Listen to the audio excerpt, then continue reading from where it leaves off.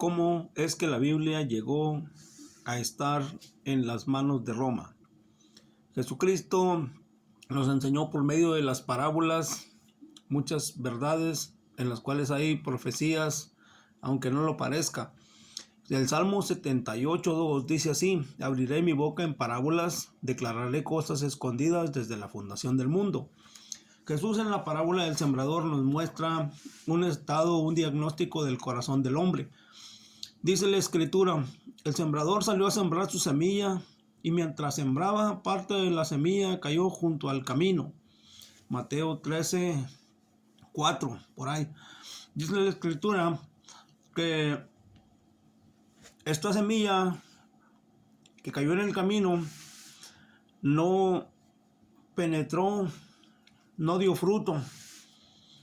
El camino representa los corazones duros. Los corazones duros son el pueblo judío. Parte de la semilla cayó junto al camino. La parte de la semilla que cayó junto al camino es el Nuevo Testamento. Dice la escritura: vinieron las aves y la comieron. Ese Nuevo Testamento que los judíos rechazaron, y digo los judíos aunque no todos, porque el catolicismo se encarga de engañar a la gente haciéndole creer que todos los judíos rechazaron a Jesús, entonces eligió a los romanos. Eso no es cierto, no todos los judíos rechazaron a Jesús. Hay un remanente en Romanos. Romanos parece que capítulo 11, no recuerdo si es el capítulo 11, donde habla de un remanente que se ha guardado, que ellos han alcanzado las promesas de Dios. Entonces, dice la escritura también, mismo Jesús dijo: es pues la semilla la palabra de Dios. Jesús les estaba enseñando a sus discípulos que lo que él hablaba era palabra de Dios, cosa que no sabía ningún papa romano hasta que Dámaso se los dijo, mientras que los apóstoles ya sabían. Entonces, corazones duros, los judíos, que no recibieron parte de la semilla, que es el Nuevo Testamento. Entonces, aquí cuando los judíos no la reciben, dice: vienen las aves y se la llevaron. Jesús también habla de una parábola que se llama el grano de mostaza. Dice que el grano de mostaza crece de tal manera que vienen las aves y habitan en ese árbol de mostaza. ¿Qué quiere decir esto? Que esos árboles, aves se pararon ahí para vivir de la semilla que producía el árbol. En este caso serían las dogmas católicos. Supongamos que la doctrina cristiana es como un árbol hermoso. El catolicismo se encargó de ponerle sus esferas. El dogma de la Inmaculada Concepción en el año 300 y pico. La infalibilidad papal, ahí se la colgaron ahí, se les ocurrió después. Ningún dogma católico tiene 2000 años.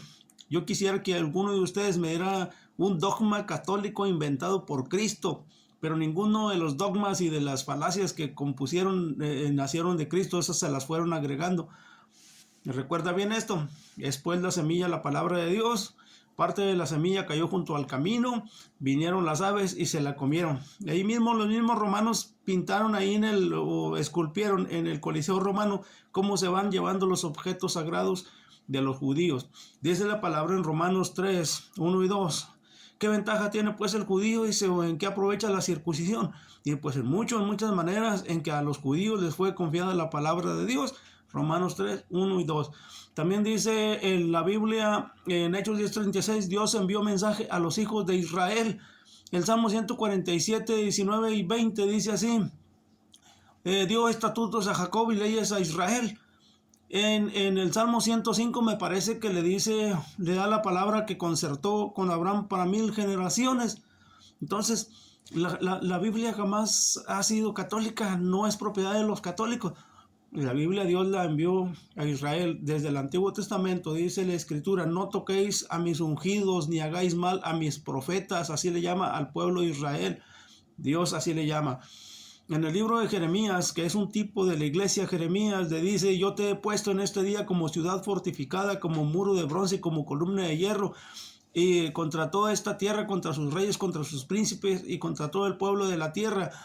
Y también dice: y pelearán contra ti y no te vencerán, porque yo estoy contigo. Ese pasaje es la misma promesa que Dios le hace a su iglesia verdadera en el Nuevo Testamento. Pero en el versículo 5 del 1 de Jeremías dice: yo te di por profeta a las naciones. Desde antes de nacer, dice, te santifiqué y te di por profeta a las naciones. Antes de ser nacido como iglesia, ya había sido santificado el pueblo de Israel y había sido dado por profeta a las naciones. Qué curioso que al profeta Jeremías se le dan unas especificaciones de su predicación contra reyes, contra sacerdotes, contra príncipes y contra todo el pueblo de la tierra. Compara esto con la Iglesia Católica a favor de reyes. Los invitan por todos lados. Los aman. ¿Por qué? Porque el catolicismo aprueba las cosas. Hasta los musulmanes tienen un lugar ahí para su adoración. Entonces, a Jeremías se le dijo así: daré pastores conforme a mi corazón. A Jeremías se le mandó profetizar contra la reina del cielo. A Jeremías se le dijo en el 22:30: dile a ese hombre privado de descendencia, hombre a quien nada próspero sucederá en la vida, porque ninguno de los de su raza logrará sentarse y ni reinar sobre Judá. El Papa, salen con que Isaías habla del Papa. Jeremías da una cita mejor, y a Jeremías se le mandó profetizar contra todo lo que no va de acuerdo con Dios. En la secta católica está casi todo lo que Jeremías predica, que Dios demandó que condenara. La reina del cielo, a él se le dijo que iban a haber pastores, no sacerdotes. A él se le dijo que había un hombre privado de descendencia que no iba a reinar sobre Judá ni sobre Jerusalén. Y cuántas cosas más. Jeremías es un tipo de la iglesia. Acuérdate que la iglesia es columna y baluarte de la verdad. A Jeremías se le puso como muro de hierro, como columna de bronce. ¿Qué es la columna? Lo que sostiene. ¿Qué es el muro? Lo que resguarda. Entonces, ¿cómo me vienes aquí con el cuento de que la secta católica es la puesta por Dios? No, mi amigo, una sola golondrina no hace verano.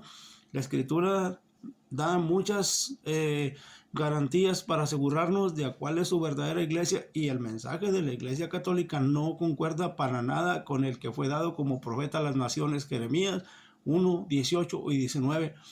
Ponte pilas, échale más ojo y no creas que porque este cita es de nosotros, ya nosotros somos la iglesia verdadera. No, mi amigo, dice la Escritura: por sus frutos los conoceréis.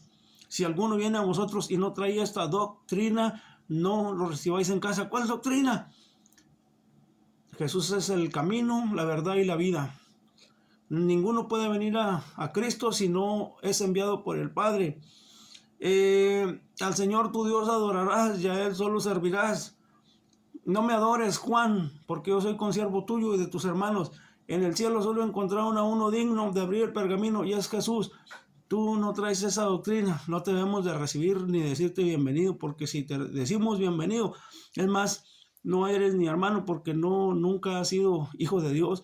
Todo aquel que se basa por las leyes del catolicismo o por los dogmas no ha sido hijo de Dios. Un hijo de Dios se conoce.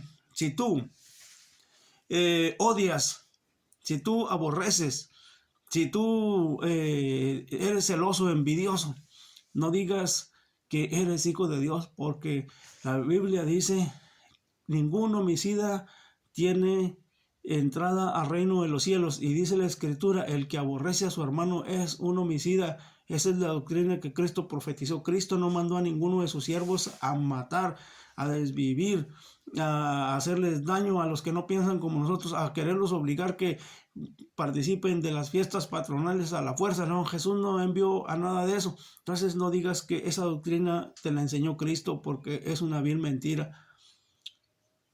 Yo lo único que puedo decirte es que Dios te libere, que Dios te saque de ese lugar. No te puedo decir Dios te bendiga, que Dios te saque de ese lugar a tiempo, porque viene destrucción de parte de Dios para ese lugar.